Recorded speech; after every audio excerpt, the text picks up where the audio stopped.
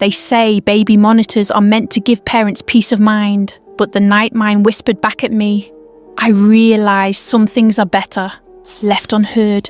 It was just after midnight when I woke to the faint crackle of static. At first, I didn't know what had stirred me. I lay in the dark, my body heavy, my mind foggy, until the sound sharpened. A soft hiss, followed by a low hum. The baby monitor. I rolled over and squinted at the small device on my nightstand. My daughter, Ella, had been a restless sleeper since she was born, so I kept the monitor close. Every night, usually, the noises were innocent. Little sighs, an occasional whimper, or the rustling of blankets. But this was different.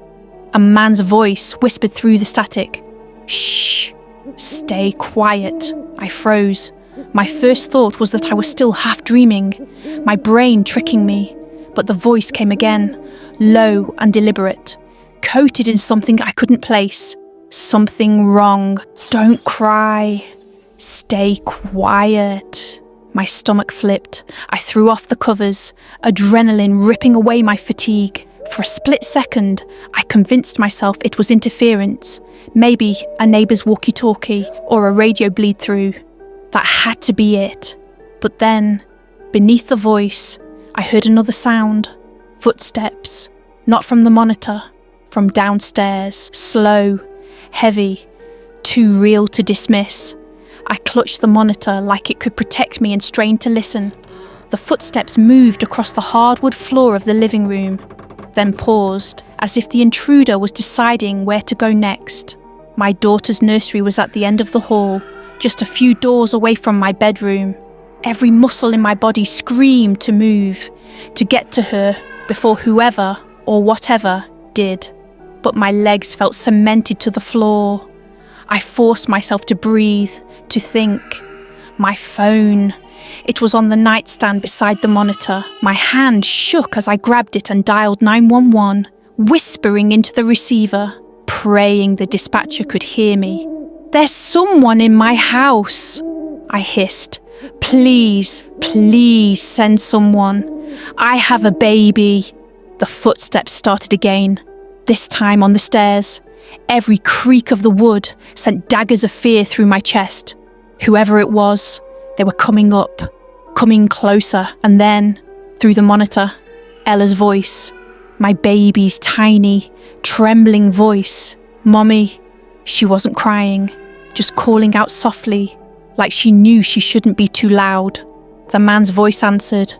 I said, quiet. I nearly dropped the phone. I couldn't wait for the police. I couldn't just sit there while some stranger stood over my child.